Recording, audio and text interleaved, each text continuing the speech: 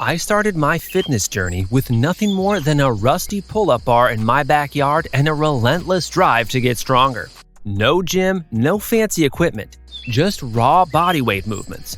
Pull-ups, push-ups, dips, squats. Calisthenics gave me discipline, control, and solid functional strength. But after a few months, I hit a wall.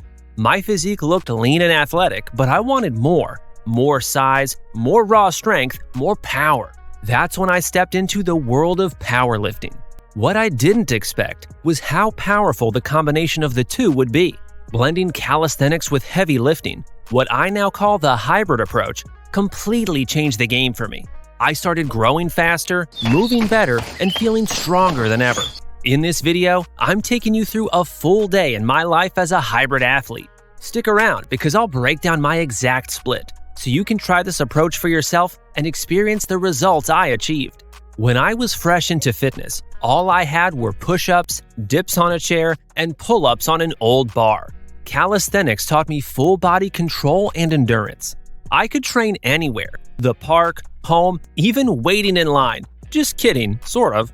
These compound moves work many muscle groups at once, improving coordination, flexibility, balance, and muscular endurance. For example, push-ups and pull-ups build a strong, lean upper body and core without any equipment. In fact, research has shown that a progressive push-up program can increase upper body strength as much as bench pressing the same number of sets and reps. In short, calisthenics made me stronger and more athletic, and it was free. But I also learned one limitation. To keep building strength over time, you eventually need more weight. My body eventually adapted to high reps of push-ups and squats. A single set of 50 push-ups no longer felt as challenging, so my gains started to slow down. I realized that while calisthenics can pack on muscle and strength up to a point, heavy weights are ideal for pure strength and hypertrophy. Studies back this up. Strength coaches note that weightlifting allows very precise progressive overload. You just add a few pounds, which is great for building muscle size and max strength. So I hit the gym and loaded up the bar. The first time I squatted with actual plates, I thought the bar was going to eat me alive, but I loved it. Barbell back squats, deadlifts, and bench presses let me apply more force than ever. Whereas in calisthenics, I could do 20 pull-ups. With weights, I could do a 1-rep max deadlift that felt like lifting a car. Over time, the numbers climbed. 135 pounds to 300 pounds on squat, 150 pounds to 350 pounds on bench, and so on. And with each incremental weight jump, I could practically feel new muscle fibers firing. This aligns with science. A recent randomized trial found that bodyweight squat training and heavy barbell squat training produced similar increases in leg muscle strength and thickness. Both groups of women in the study got stronger, but the barbell group also burned significantly more fat. In practice, I found this true. Adding heavy squats and deadlifts helped shred body fat and build brute strength at the same time. It's like calisthenics built the muscular engine in mobility, and powerlifting put fuel in that engine to drive it faster. The key insight I discovered, and what completely changed my training philosophy, is that you don't have to choose between calisthenics and weightlifting. You can have both. For years, I thought I had to pick a side, either the bodyweight purist who trains on bars and rings, or the powerlifter who lives under a barbell. But hybrid training taught me that these two worlds aren't in conflict. They can actually complement each other in powerful ways. Rather than treating them as rivals, I started thinking of calisthenics and powerlifting as partners in my progress. Calisthenics builds my balance, protects my joints, and gives me that clean, controlled body awareness. Movements like pull-ups, dips, and handstands train not just muscle, but coordination, stability, and endurance. On the other hand, weightlifting gave me something calisthenics couldn't: raw, unfiltered strength. Heavy squats, bench presses, and deadlifts took my power and muscle size to the next level. And when I combined them intelligently, my progress didn't just continue, it exploded. At first, I worried that mixing the two might interfere with my gains. There's a long-standing myth that doing cardio or endurance-style training will sabotage your strength progress. But the science tells a different story. A growing body of research on concurrent or hybrid training shows that when programmed correctly, you can absolutely build strength and size while improving endurance and mobility. One systematic review found that combining strength and endurance training does not reduce muscle or strength development. Another study, released just this year in 2025, confirmed that whether you do cardio and lifting on the same day or separate days, there's no negative effect on your 1-rep max, explosive strength, or hypertrophy. In simple terms, training like a hybrid athlete doesn't kill your gains, it multiplies them. And that's exactly what I've experienced firsthand. The benefits of my hybrid approach go far beyond just aesthetics or numbers on a barbell. The heavy lifts, squats, bench, deadlifts, build my foundation of strength and muscle mass. The body work, pull-ups, dips, handstands, enhances my control, core stability, and flexibility. On top of that, higher rep calisthenics circuits and bodyweight finishers improve my muscular endurance and conditioning without needing to spend hours on a treadmill. There's also the mental and emotional edge. Hybrid training keeps my workouts fresh. One day I'm under the bar moving serious weight, the next I'm on the bars doing explosive pull-ups or balance drills. That variety kills monotony, keeps me mentally engaged, and honestly, it makes training more fun. And even better, I'm getting more done in less time. Some studies, like one from Harvard Health, note that hybrid-style training can deliver major health and fitness benefits in shorter sessions. For someone with a busy schedule, that efficiency is a game changer. So here's the bottom line. Hybrid training gives you more than enough of everything that matters. Will you be the strongest person in the world or run a sub-3 marathon doing this? Probably not, but most of us don't need to be world champions. We want to be strong, athletic, and feel good in our bodies. As one expert put it, you may not become the world's strongest man with this approach, but you'll get strong enough. And from my own experience, I can tell you, that's more than enough to feel powerful, capable, and injury-resistant every single day. So, how do I actually mix calisthenics and powerlifting without running myself into the ground? It all comes down to a simple but effective rhythm. I follow a repeating cycle of 2 days of training, followed by 2 days of rest or active recovery. The key is that the focus of those training days alternates. I start with 2 calisthenics-focused sessions, rest for 2 days, then shift into 2 weightlifting sessions before repeating the cycle again. This structure gives me the best of both worlds, constant progress without overtraining. What makes this cycle so effective is the balance it strikes between stimulus and recovery. Powerlifting taxes the nervous system and demands real recovery time. Calisthenics, while still intense, tends to be more joint-friendly and skill-based, so alternating between the two helps keep me progressing without stagnation or burnout. On recovery days, I don't just sit still. I usually go for a walk, do mobility drills, foam rolling, or light band work. Just enough movement to keep blood flowing and promote recovery without adding any stress. My calisthenics-focused days are all about control, body awareness, and movement quality. These sessions are built around classic bodyweight movements, but I keep things challenging with advanced progressions.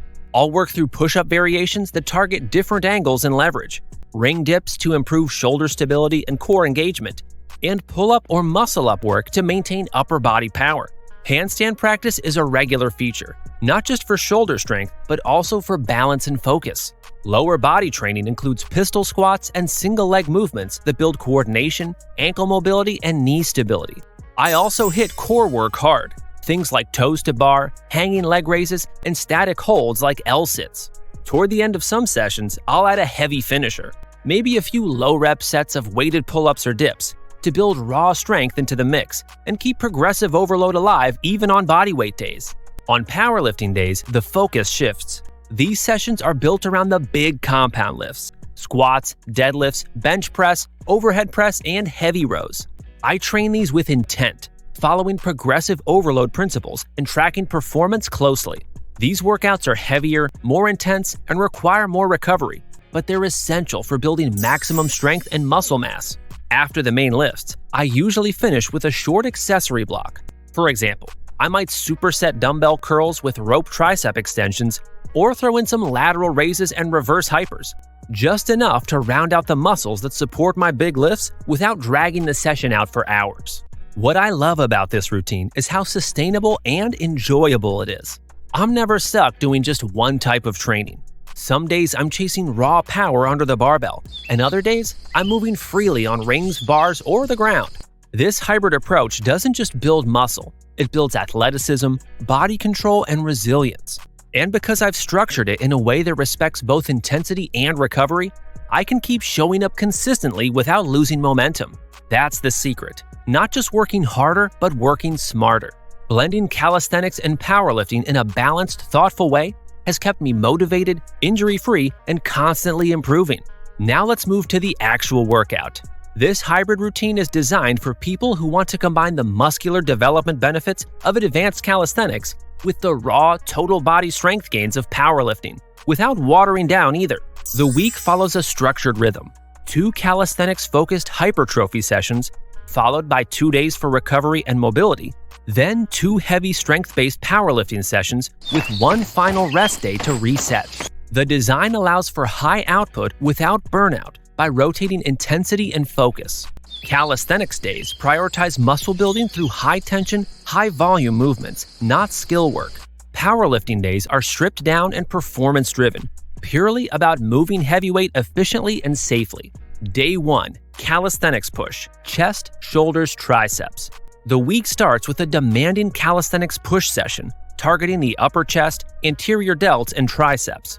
The goal here is to build muscular tension through deep ranges of motion and advanced bodyweight mechanics. You'll begin with pseudo-planche push-ups, ideally performed with your feet elevated on a box or bench to increase load. These emphasize forward lean, loading your shoulders and upper chest. Use a slow tempo, pausing at the bottom. Then move into deep ring dips or deficit dips, going beyond 90 degrees to activate stabilizers and increase muscle stretch. If you're more advanced, add a weighted vest or dip belt. Next, you'll hit parallel push-ups or deficit push-ups, aiming for full scapular retraction and control at the bottom. These should feel more like a dumbbell press than a traditional push-up. After that, move into elevated pike push-ups, which target the shoulders similarly to an overhead press. Keep your hips high, lower under control, and push through the floor. To finish, use diamond push-ups to hit the triceps directly. High-rep burnout sets here help drive growth. If you still have gas in the tank, end with a max rep set of straight bar dips or bench dips for a final pump. Keep rest intervals between 60 to 90 seconds to maximize hypertrophy without sacrificing intensity. Day 2, calisthenics pull, back, biceps, core. This session focuses on developing upper back width and thickness, along with biceps and midline control. It's structured for muscle growth using time under tension and mechanical variation. Start with weighted pull-ups if you're strong enough, 4 sets of 6 to 8 reps. If not, use slow negatives and paused reps for control. These build raw vertical pulling strength. Follow that with wide grip pull-ups or chin-ups, aiming for 10 to 12 reps with full range and a 1-second pause at the top. This activates more lats and upper back. Then move into bodyweight rows, ideally on rings or a low bar. Emphasize scapular control and pausing at peak contraction. You'll follow that with towel or rope pull-ups, which build insane grip and forearm strength while challenging the arms. These are great for grip fatigue and elbow flexor growth. For direct bicep engagement, perform curl-up rows, a hybrid of rows and curls using gymnastic rings or suspension trainer. These will hammer the arms in a calisthenics-specific way. Finally, hit the core hard with hanging leg raises, followed by static L-sit holds on parallettes or rings. This combo develops strong aesthetic abs and powerful hip flexors. The goal is not just volume, but control and range. Day 3, active recovery and mobility. After 2 high-volume sessions, Day 3 is all about restoration. Active recovery is essential in a hybrid system to reduce joint stress, avoid CNS fatigue, and restore movement quality. Begin with 30 to 40 minutes of Zone 2 cardio, like incline walking, cycling, or rowing, to promote circulation and accelerate muscle repair. Then flow into a full-body mobility sequence. Include hip openers like 90-90 switches, deep squats, couch stretches for the quads, and T-spine rotations to decompress your spine. Follow this with foam rolling, targeting your lats, glutes, pecs, and quads. End the session with light-banded exercises, face pulls, external shoulder rotations, and dislocates to keep your joints mobile and primed for heavy barbell work in the days ahead. Day 4, full rest. This is your zero output day. The goal is full systemic recovery, not just from soreness, but from neural fatigue. Avoid structured exercise completely. Focus on eating enough, sleeping well, and managing stress. If you're restless, light walking or stretching is fine, but nothing intense. Day 5. Powerlifting lower body. Squat and pull heavy. Now we enter the strength phase of the week. This lower body session is built around moving serious weight, prioritizing posterior chain development and CNS adaptation. Start with low bar back squats, the king of total body tension. Work up to 4 sets of 4 to 6 reps at a challenging but clean load. Use full depth, brace hard, and keep the rest between 2 to 3 minutes. Then move into Romanian deadlifts or deficit deadlifts, focusing on glute and hamstring loading. These are done in the 6 to 8 rep range to build tension and posterior thickness. Next, you'll add a second squat variation, front squats or safety bar squats, to challenge your quads, core, and upper back. This builds balance and strength in new positions. Follow with walking lunges using dumbbells or a barbell, 3 sets of 10 to 12 per leg. Control every step. Finish the session with GHD curls or Nordic hamstring curls, 3 sets of controlled reps for injury-proofing your knees. Core work is simple but brutal. Weighted decline sit-ups, ab rollouts, or heavy cable crunches. Day 6. Powerlifting upper body. Press and pull. This upper body session builds pressing strength and barbell control. You'll begin with competition-style bench press, focusing on setup, tightness, and bar path. Perform 4 sets of 4 to 6, ramping weight weekly based on recovery. Follow that with strict overhead barbell press, building vertical force and shoulder stability.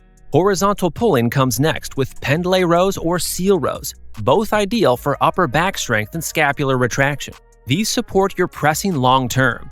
Then include weighted chin-ups for direct arm and lat strength. If you're already fatigued from pulling earlier in the week, swap these out for heavy barbell curls. Move into dumbbell incline presses paired with dumbbell rows for a classic hypertrophy superset. These finish off the major muscle groups with higher reps and focused tension. End the session with arm work, easy bar curls, skull crushers, tricep rope pushdowns, or dips, depending on what feels best. Don't forget a short cooldown of shoulder mobility, rotator cuff band work, and light stretching to wind down the week. Day 7. Rest or optional light movement. This is your second true rest day. Use it to prepare mentally and physically for the next training cycle. If you feel great, go for a walk, do some yoga, or hit a short sauna session, but only if it leaves you feeling better, not drained. Progression should be tracked weekly. For calisthenics, aim to improve range, control, reps, or add weight via vests or belts. For lifting, follow linear progression. Small weekly increases in load or reps. Every 4 to 6 weeks, include a deload week where you cut volume in half and avoid failure. This keeps your joints and nervous system healthy long-term. This is not a beginner plan. It's a system designed for serious athletes who want the best of both worlds. When done right, it builds real muscle, explosive strength, and a body that performs as well as it looks. If you want to learn the differences between hypertrophy and strength training, make sure to watch the next video.